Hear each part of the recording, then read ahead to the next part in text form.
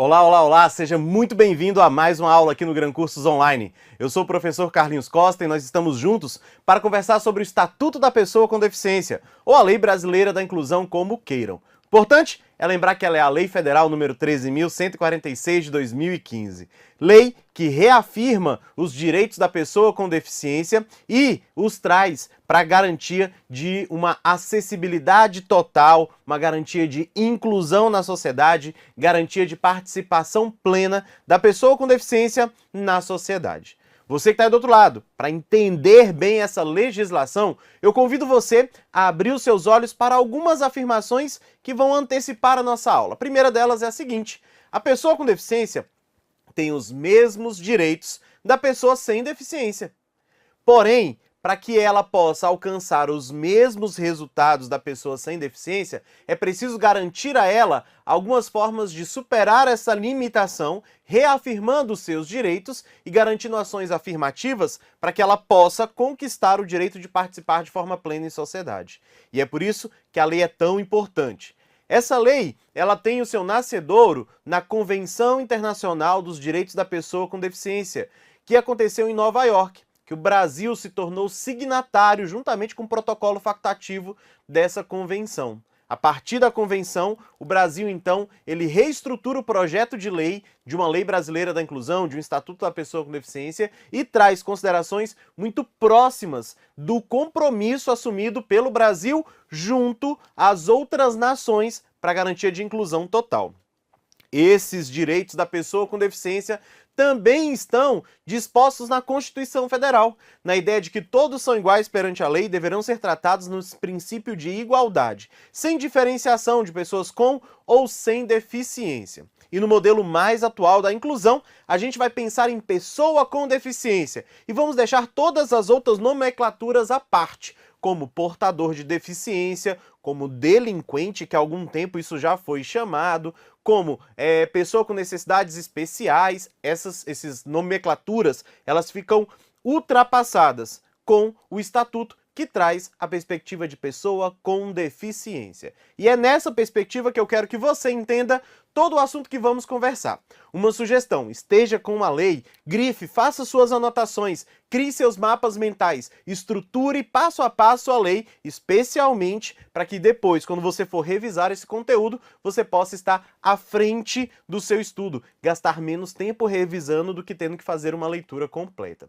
Juntos, nós vamos tratar todos os tópicos da lei, é isso mesmo, todos os tópicos, e fazer muitas questões, é isso mesmo, vamos fazer muitas questões para que você possa treinar tudo que foi trabalhado aqui e colocar em prática. Fechado? Então, meu compromisso com você hoje é trabalhar o Estatuto da Pessoa com Deficiência. Essa é apenas a primeira aula, vão ser várias aulas. O Estatuto é grandioso, com muitas informações relevantes. Eu espero que você que esteja aí do outro lado já esteja ansioso por começar essa trajetória. Vamos juntos? Olha aí, Lei Brasileira de Inclusão da Pessoa com Deficiência, Estatuto da Pessoa com Deficiência, ou Lei Federal 13.146 de 2015. Esse é o alvo do nosso estudo de hoje e a gente começa assim pela divisão da lei. Ela começa aí, livro 1, que é a parte geral da lei, o seu primeiro título, que trata das disposições preliminares, e no seu primeiro capítulo ele já trata das disposições gerais. Vamos começar aqui falando a quem se destina a Lei Brasileira da Inclusão. A quem se destina, professor Carlinhos, e ao que se destina? Ela se destina a assegurar e promover, em condições de igualdade, o exercício dos direitos e das liberdades fundamentais por pessoa com deficiência, visando a sua inclusão social e também a sua cidadania. Então, qual o resultado, qual o objetivo que essa lei possui? Então, qual o objetivo, qual o resultado que nós esperamos com a aplicação total dessa lei? É que a pessoa com deficiência, eu vou usar sempre essa sigla, tudo bem? Ela esteja incluída, então passe por um processo de inclusão e ainda disso, que possa exercer sua cidadania de forma plena. Então, a gente assegura as condições de igualdade para que todos possam estar juntos, ok? E aí, quem é pessoa com deficiência? Vamos ao conceito de pessoa com deficiência. Quem é a pessoa com deficiência, professor Carlinhos? É aquela que tem impedimento de longo prazo. Essa é uma palavra-chave que nos exames, nas provas, costuma ser alterada e a pessoa vai ter lá permanente, temporária. Não aceite nenhuma substituição. O nome que aqui deve estar disposto é longo prazo, é isso mesmo. Então, aquela que tem impedimento de longo prazo, quais são as naturezas? A origem, qual é a origem deste impedimento? Aí nós vamos ter 4 origens. Quais são? Física, mental, intelectual ou sensorial. Essas são as origens das deficiências. O qual, em interação com uma ou mais barreira. Carlinhos, o que são as barreiras? É aquilo que é um obstáculo. Aquilo que é um obstáculo. Aquilo que é um impedimento. Um entrave, eu vou colocar entrave, é melhor do que impedimento, que já tem a palavra impedimento. É um obstáculo, é um entrave para que a pessoa com deficiência possa viver de forma plena em sociedade. Então, ele vai dizer, ó, eu sou uma pessoa que tem um impedimento de longo prazo, de natureza física, mental, intelectual ou sensorial. E quando aparece um obstáculo ou um entrave, isso pode obstruir a participação plena e efetiva na sociedade em igualdade de condições com as demais pessoas. Esse conceito de pessoa com deficiência é o mais atual, é o mesmo que está lá na convenção que eu conversei com vocês. Então, pessoa com deficiência, aquela que tem impedimento de longo prazo, de natureza física, mental, intelectual ou sensorial, que, quando se confronta com as barreiras que são colocadas na sociedade, ele tem o impedimento de viver de forma plena a sua cidadania. E esse impedimento mostra que ela não está em condições de igualdade com as demais pessoas. Entenderam qual é a lógica de pessoa com deficiência? Esse é o conceito de pessoa com deficiência. O conceito atual. E além desse conceito, o artigo 2º também vai trazer a ideia da avaliação da pessoa com deficiência. E o que eu quero que você já entenda é que a gente sai de um modelo clínico, modelo médico, onde a deficiência era vista como algo negativo, impeditivo, um fim da vida que a pessoa tinha efetiva, e a gente cai em agora um novo modelo, o modelo social. Então deixa eu te explicar isso. Pessoa com deficiência, para ser considerada pessoa com deficiência, antes da lei, ela tinha que ter um laudo com um CID. O que é um CID, professor Carlinhos? É um Código Internacional das Doenças. Então, se caracterizava a deficiência como uma doença impeditiva da vida efetiva. Então, esse era o modelo clínico. Hoje, o modelo não é mais clínico, o modelo é o modelo de avaliação da pessoa com deficiência é um modelo social. Como assim? Quando for necessário, a gente faz a avaliação da pessoa com deficiência.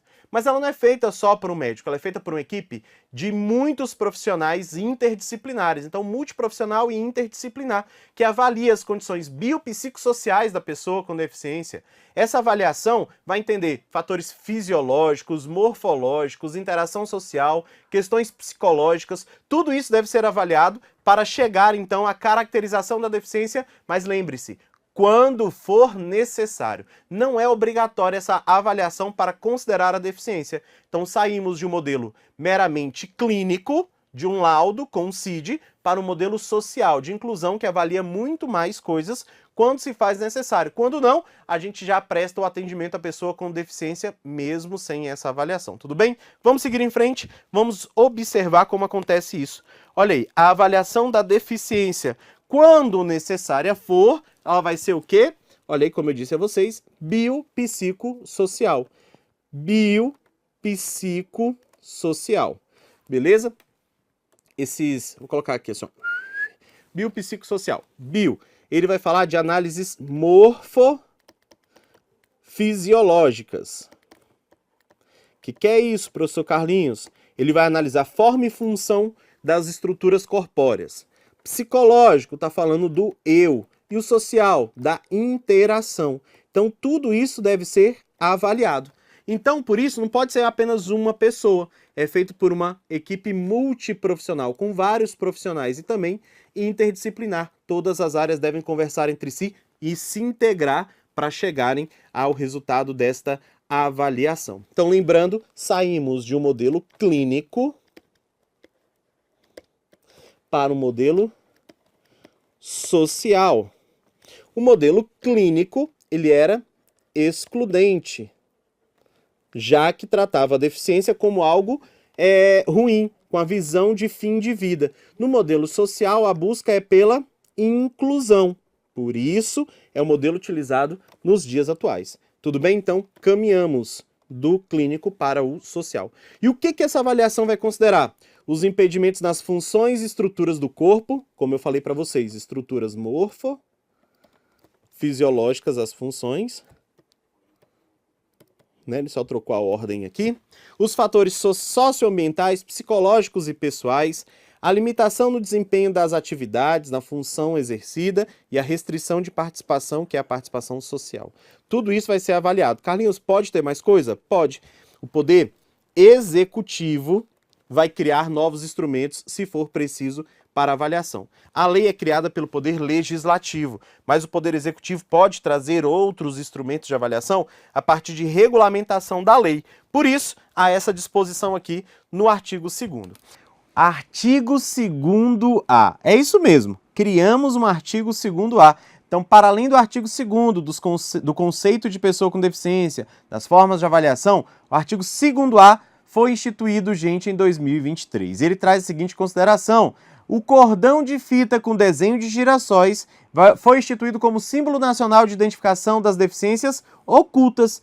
Gente, socialmente essas deficiências ocultas muitas vezes eram questionadas. E agora, o cordão com desenhos de girassol tornou símbolo aqui dessas deficiências ocultas. Então, vamos a 2 parágrafos. O uso do símbolo que nós estamos tratando, esse cordão de fita com desenhos de girassol, ele é opcional, ninguém é obrigado a usar.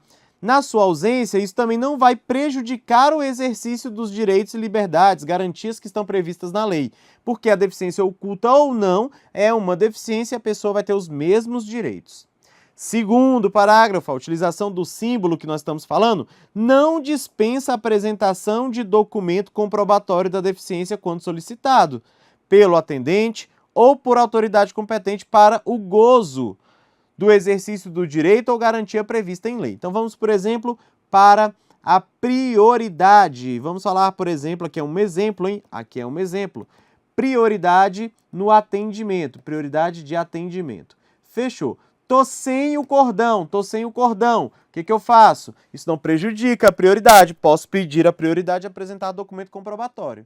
Estou com cordão. Se o atendente achar necessário e pedir o documento, ele deve ser apresentado, já que a utilização não dispensa, não afasta a necessidade de apresentação desse documento. Vamos então para o nosso artigo 3º. Um dos artigos mais cobrados em prova é o artigo dos conceitos. Então agora eu vou te pedir atenção porque esses conceitos vão ser retomados várias vezes ao longo da nossa legislação. Então a atenção neste momento faz com que você ganhe tempo lá na frente no seu estudo. Então durante aqui o estudo deste bloco nós vamos nos debruçar sobre o artigo 3º, que tem vários conceitos. Então eu peço a você que esteja atento, sem vacilo, para poder acompanhar. Já falamos do conceito de pessoa com deficiência e só para te lembrar, é aquela que tem impedimento de longo prazo, de natureza física, sensorial, mental ou intelectual, que ao se confrontar com as barreiras da sociedade é impedida de viver de forma plena em igualdade de condições. Tudo bem? Agora nós vamos começar os conceitos do artigo 3º e o primeiro desses conceitos é o conceito da acessibilidade, que deve ser a busca incessante de toda a comunidade para ofertar e garantir segurança e autonomia para a pessoa com deficiência, não importa se na zona urbana ou na zona rural. A ideia é garantir que todos possam ter os mesmos direitos na sociedade. Essa acessibilidade é uma das formas de garantir isso. Vamos juntos dar uma olhada na tela, galera. Acessibilidade é o primeiro dos nossos conceitos. Então, lembrando, artigo 3º, artigo dos conceitos. E ele vai trazer a seguinte ideia: possibilidade e condição de alcance para utilização com segurança e autonomia. Olha aí que legal, gente. Segurança e autonomia. São duas palavrinhas-chave que sempre estão ligadas à acessibilidade. E eu não quero que você se esqueça disso. Então fique bem atento, tá bom? Possibilidade de alcance e utilização com segurança e autonomia de tudo, de espaços, mobiliários, equipamentos urbanos, edificações, transportes, informação e comunicação, inclusive seus sistemas e suas tecnologias, bem como ainda os serviços e instalações abertos ao público, de uso público ou privado com uso coletivo, tanto na zona urbana como na zona rural, seja por pessoa com deficiência, seja por pessoa com mobilidade reduzida. Professor Carlinhos, quem é essa pessoa com mobilidade reduzida que foi citada aqui, ó? Eu vou depois, tem um conceito dele também aqui no artigo 3º, mas eu já vou te antecipar. São os idosos, as gestantes, as lactantes, as pessoas com criança de colo e os obesos. Esses são pessoas com mobilidade reduzida. Aí aqui a característica é temporária ou permanente, diferente da deficiência. Então sempre lembre, deficiência é diferente de mobilidade reduzida. Ou tem mobilidade reduzida ou tem deficiência. As duas coisas jamais, tá bom? Já guarda isso para sua cabeça. Acessibilidade, utilização com segurança e autonomia para todas as pessoas, não importa onde, especialmente a pessoa com deficiência e aquela com mobilidade reduzida. Fechamos o primeiro conceito, vamos ao segundo conceito, que é o conceito do desenho universal, que deve ser entendido como regra geral. O que é isso, professor Carlinhos? Regra geral. Tudo que for produzido, tudo que for feito, tudo que for produzido ou prestado como serviço, né, deve ter a lógica do desenho universal. E o que é desenho universal? Olha aí o conceito. Concepção de produtos, ambientes, programas e serviços a serem usados por todas as pessoas sem necessidade de adaptação ou projeto específico, incluindo aqui os recursos de tecnologia assistiva. O que é o desenho universal? Tudo que for produzido tem que ser para todos, sem necessidade de adaptar. Então, quando eu for pensar em produzir algo, eu já tenho que pensar na utilização por pessoas sem deficiência e pessoa com deficiência. Todos devem fazer essa utilização. Então, por isso, o desenho universal ele deve ser tido como regra geral. E eu acrescento ainda, deve ser alvo de estudo na formação dos profissionais que atuam na produção, como, por exemplo, eu vou colocar exemplos aqui, ó, engenheiros,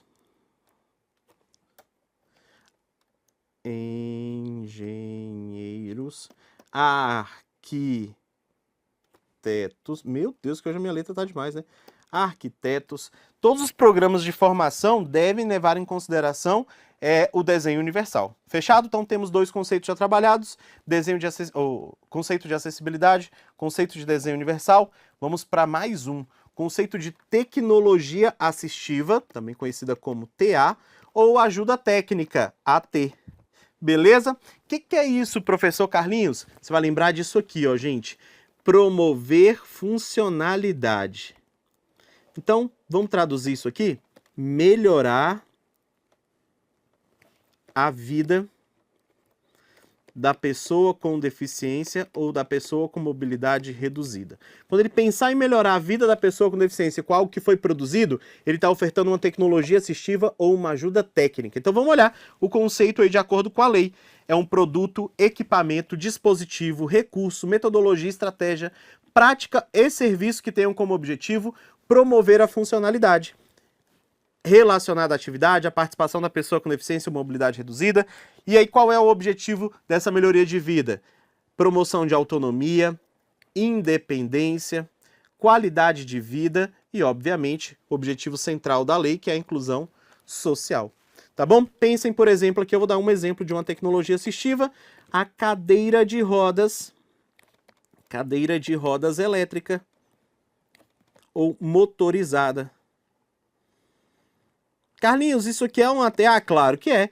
A pessoa com deficiência física que era incapaz de se locomover sozinha, agora ela pode sair de um espaço para outro. Ela ganhou o quê? A autonomia, garantiu maior grau de independência, aumentou sua qualidade de vida, está incluída socialmente. Promoveu a funcionalidade? Sim. Melhorou a vida da pessoa com deficiência? Sim. Qual é o exemplo? Exemplo de tecnologia assistiva. Beleza? Mas isso aqui é apenas um exemplo. A gente pode usar muitos outros, como órteses, próteses, e todos esses, tudo bem? Implante coclear, transplante de córnea, todos esses são algumas formas de melhorar e garantir aí maior funcionalidade para a pessoa com deficiência. Barreiras. Aí barreiras tem um asteriscozinho aqui. Por quê? São barreiras mesmos. São várias e ela possui classificações. Mas o mais importante neste momento é que você entenda o que é uma barreira. Que barreira, ó, é o inverso de acessibilidade. O que é o inverso de acessibilidade, professor Carlinhos? Enquanto a acessibilidade é a utilização das pessoas com segurança e autonomia, as barreiras é o entrave, é o que vai dificultar, é o obstáculo, é a atitude ou comportamento que impede ou limita a pessoa de participar na sociedade, da pessoa com deficiência. Então, toda vez que eu tiver um entrave, um obstáculo, ou algo que não garanta que a pessoa com deficiência esteja nas mesmas condições que as demais pessoas, pronto, a gente tem uma barreira. O gozo, fruição, exercício dos direitos à acessibilidade, liberdade de movimento, expressão, comunicação, de acesso, compreensão, circulação, dentre outros, tudo isso são barreiras. Só que eu tenho vários tipos de barreiras. Vamos dar uma olhada nas barreiras? Ó, classificação das barreiras. Quais são essas, professor Carlinhos? Vamos lá. Barreiras urbanísticas, barreiras arquitetônicas, barreiras nos transportes, barreiras nas comunicações e na informação, barreiras atitudinais, barreiras tecnológicas. Todas essas barreiras aqui, elas têm a sua característica e o nome já vai te ajudar. Urbanística vem de urbano, vem de cidade. Arquitetônica vem de edificações, vem de arquitetura, né? Transportes, o próprio nome já diz. Comunicação, o próprio nome já diz. Atitudinais, atitudes ou comportamentos. Tecnologias, pronto. Essas duas, pra vocês entenderem por que elas são as mais cobradas, porque você vai ter que fazer essa relação entre cidade e edificação. Então as outras são mais tranquilas, são cobradas com menor quantidade, mas essas duas são sempre mais cobradas. Vamos lá então entender o conceito de cada uma dessas barreiras. As barreiras urbanísticas são as que existem nas vias, na própria cidade, nos espaços públicos e privados que são abertos ao público ou de uso coletivo. Então, espaços urbanos da cidade, barreiras urbanísticas. Vamos a um exemplo? Vamos a um exemplo. No estacionamento não existe rampa de acesso entre a vaga e o espaço onde a pessoa vai estar. Aquela ausência de rampa é uma barreira urbanística? Sim, porque o estacionamento é um espaço público ou privado aberto ao público ou de uso coletivo.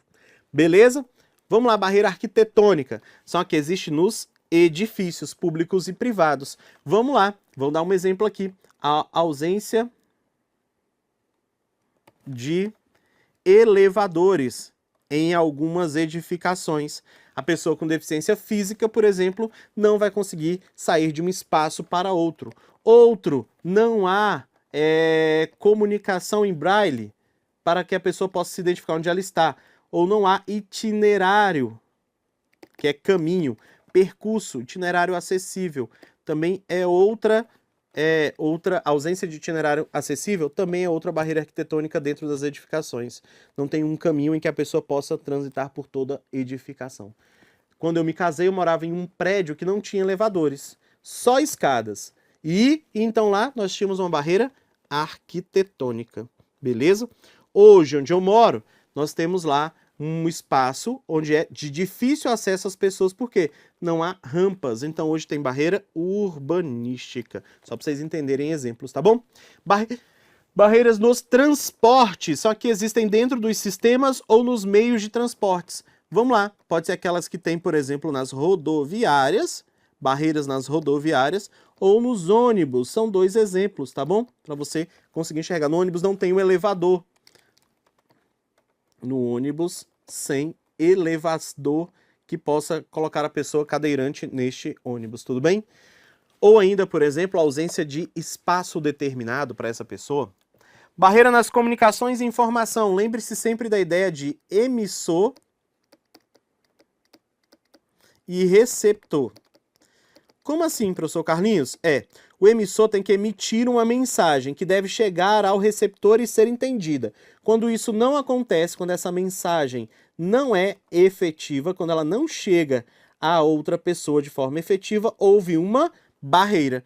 Quando isso acontece, por exemplo, na pessoa com deficiência auditiva, unicamente a forma de voz, ela não pode ser a única forma de comunicação. Então, o uso de libras seria uma forma de superar isso. Então, barreira nas comunicações e na informação é qualquer entrave, obstáculo, atitude ou comportamento que dificulte a expressão ou recebimento de mensagens e de informação por intermédio de um sistema de comunicação ou de tecnologia da informação. Barreiras atitudinais. Barreiras atitudinais.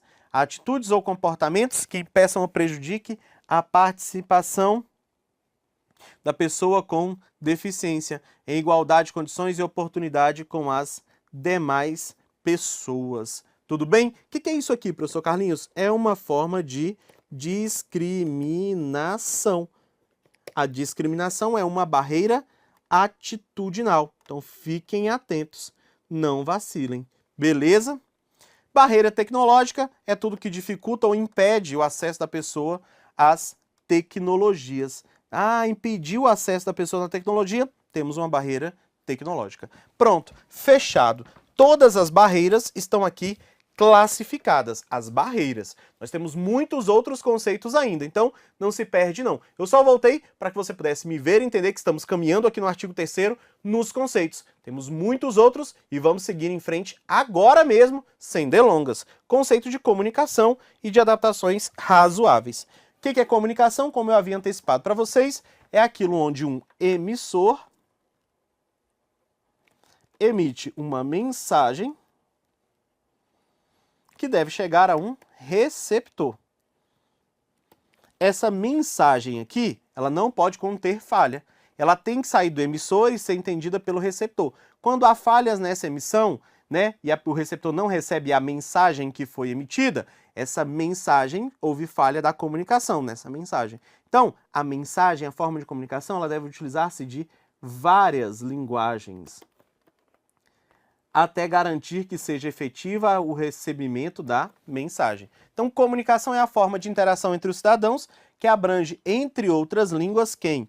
A língua brasileira de sinais, abrange a visualização de textos, que é uma característica legal, que alguns dos nossos pessoas com deficiência precisam.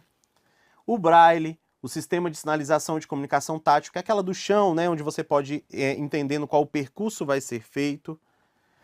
O caractere ampliado para o aluno ou para a pessoa com baixa visão. Os dispositivos de multimídia, assim como a linguagem simples, a escrita e oral, os sistemas auditivos e os meios de voz digitalizados.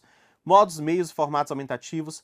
Alternativos de comunicação, inclui-se aqui o quê? Inclui-se aqui a lógica de tecnologia da informação e das comunicações, ok?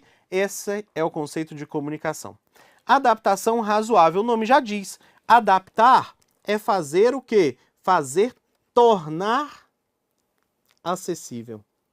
Não nasceu acessível, mas eu posso tornar acessível. E aí, professor Carlinhos, como é que eu torno acessível? Não é tudo que é fácil se tornar acessível.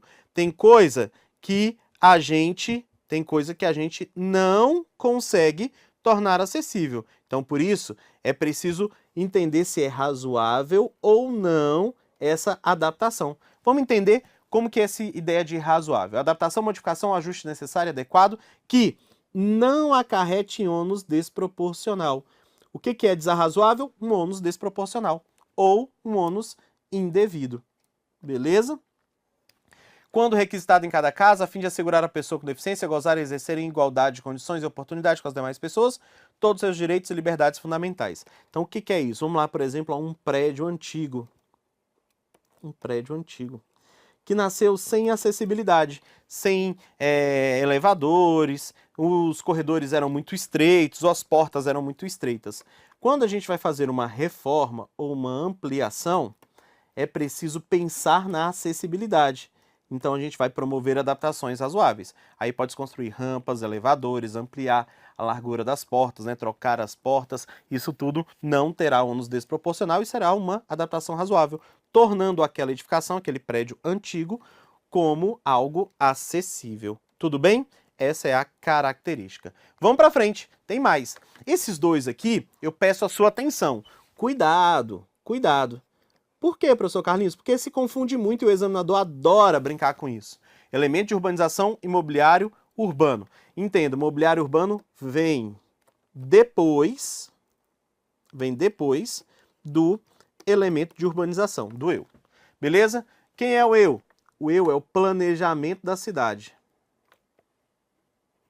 Planejamento da cidade. Planejei a cidade, construí a cidade, depois eu venho mobiliar a cidade. Vem depois do eu. Por que ele vem depois? Porque ele é superposto. Ele é superposto. Ou adicionado ao elemento de urbanização. Beleza? Quem é elemento de urbanização? São os componentes das obras de urbanização, tal como a pavimentação da cidade, o saneamento, o encanamento de esgoto, a distribuição de energia elétrica, de gás, iluminação, comunicação, abastecimento e distribuição de água, paisagismo, tudo que está lá no planejamento da cidade, o planejamento urbanístico. E o que é o mobiliário urbano? São os objetos existentes nas vias e nos espaços públicos que foram superpostos ou adicionados ao elemento de urbanização. Já existe a cidade, eu coloco depois, beleza? De forma que sua modificação, seu translado, não provoquem alteração nos elementos. O que eu estou acrescentando? Semáforo, poste de sinalização, terminal e ponto de acesso coletivo às telecomunicações, fonte de água, lixeira, toldo, marquise, bancos, quiosque ou qualquer outro de natureza análoga é conhecido como mobiliário urbano. Fechado? Vamos para mais conceitos. Pessoa com mobilidade reduzida, eu disse para vocês que nós íamos ter este conceito, então vamos lá para o conceito de pessoa com mobilidade reduzida. É aquela que por qualquer motivo tem a dificuldade de movimentação. E aí pode ser permanente ou temporária. Um exemplo de temporária, professor Carlinhos, a gestante.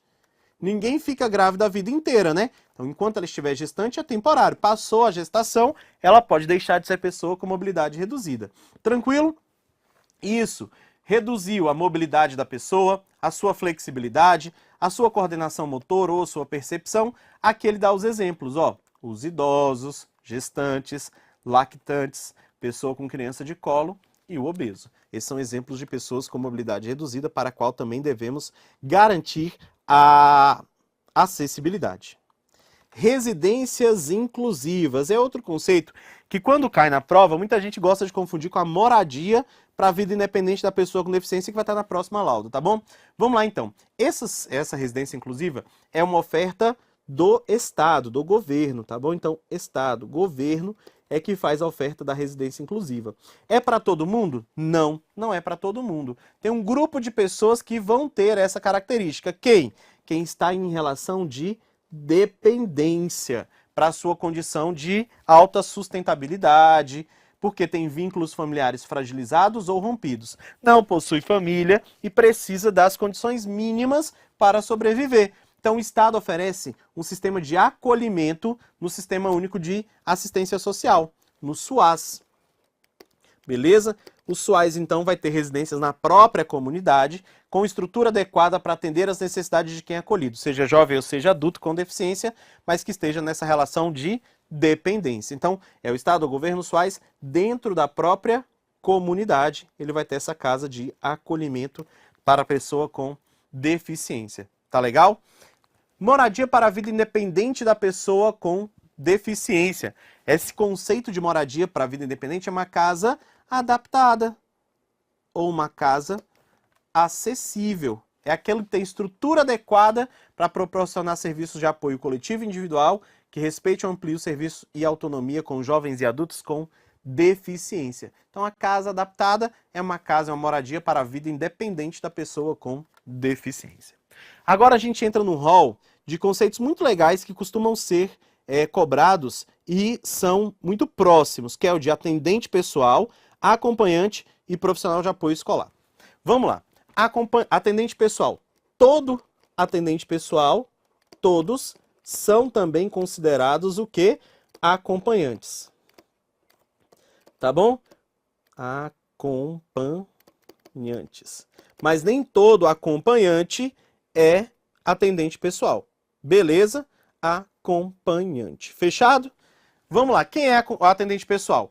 É pessoa que é membro da família ou não, com remuneração ou sem remuneração, que presta os cuidados básicos e essenciais à pessoa com deficiência no exercício das suas atividades diárias. Só que aqui, ó, não conta quem tem técnica ou serviços identificados por profissões legalmente estabelecidas. Como assim? O médico, o fisioterapeuta não é atendente pessoal, beleza? Atendente pessoal é quem faz os cuidados básicos essenciais e não tem profissão legalmente estabelecida. Pode ser remunerado ou não, da família ou não. Os dois últimos conceitos, e aí eu vou começar pelo acompanhante, que é o mais fácil, é aquele que acompanha a pessoa com deficiência. Pronto, essa é a regra, beleza? A acompanhante é quem acompanha a pessoa com deficiência, então é bem amplo. Então aqui está o mundo do acompanhante. Aí ele diz, pode ou não desempenhar as funções de atendente pessoal. Então, ó, atendente pessoal.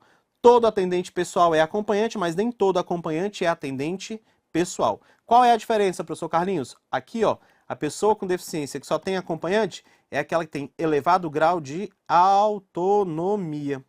Porque quem tem baixo PCD, com baixo grau de autonomia ou alto grau de dependência, vai precisar de uma atendente pessoal. Entendeu a relação? Vamos para terminar aqui. Aquele que acompanha a pessoa com deficiência na escola. Aquele que exerce as atividades que o aluno precisa na escola, de alimentação, higiene e locomoção do estudante com deficiência e atua em todas as atividades que se fizerem necessário. Legal. Em todos os níveis e modalidades de ensino. Então, seja na educação básica ou na educação superior. Seja na escola pública ou na escola privada. Claro, excluindo aqueles que têm profissões legalmente estabelecidas. Importante lembrar que é função do Estado ofertar o profissional de apoio escolar, tanto nas escolas públicas. Na escola privada, obviamente, a escola privada vai ter que contratar alguém, mas ela não vai poder cobrar valor adicional por isso. Esse profissional ajuda o estudante com deficiência a estar ali acessível a todas as atividades e acompanhar o currículo que é proposto aos demais alunos. Galera, muitos conceitos, né? Mas ó, eu vou ficar por aqui agora, porque os conceitos do artigo 3º se encerraram, mas nós vamos seguir ainda aqui nas disposições iniciais do texto da nossa legislação. Eu agradeço desde já a sua atenção, estaremos juntos no próximo bloco. Até daqui a pouquinho. Tchau, tchau.